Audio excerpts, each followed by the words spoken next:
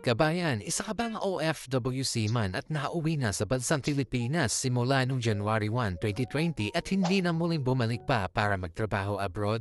Pwede kang sumali sa programang ito, isang business plan competition hatid sa inyo ng DMW, kabilang dito ang National Reintegration Center for OFWs and National Maritime Polytechnic. Ang layunin ng programang ito ay para matulungan ang mga marinong OFW para makapagsimula ng negosyo dito sa Pilipinas sa pamamagitan ng puhunan, mentorship at suporta. Paano nga ba makasali sa business plan competition na ito, kabayan? Narito ang karagdagang kaalaman kung paano ka makasali sa programang ito. Una, kailangan nakauwi ka na ng Pilipinas simula January 1, 2020. Pangalawa, hindi ka dapat nakatanggap ng kahit anong kabuhayan program galing NRCO, tulad ng Livelihood Development Assistance Program, Balik Pinay Balik Hanap Buhay. Sa Pinas, ikaw ang Ma'am and Sir, Tulong Puso at Linganin ang Kakayahan sa Kabuhayan Award. Pangatlo, kung isa ka naging OFW at nagtatrabaho ka na sa gobyerno ng Pilipinas at nagkaroon ng job order o kaya kontrata, ay hindi ka po pwedeng sumali sa programang ito. Kung ang pamilya mo or kamag-anak mo nagtatrabaho sa government agencies tulad ng Department of Migrant Workers, Overseas Workers Welfare Administration, National Maritime Polytechnic at OFW Hospital, hindi ka pwedeng sumali sa competition na to hanggang ika-4 na antas na angkan ng inyong pamilya. Kabayan, kung sa tingin mo isa kang kwalipikado sa competition na ito at gusto mong sumali, mag-register lamang po kayo sa online link application form o kaya naman click nyo lamang po ang link na nasa caption at pwede nyo rin pong i-scan ang QR code na nakalagay po sa comment section. At kailangan po maghanda kayo ng isang original business plan, dapat po bago. Yung nasa idea nyo lamang po, yung nagsisimula pa lang kayo. Ang 12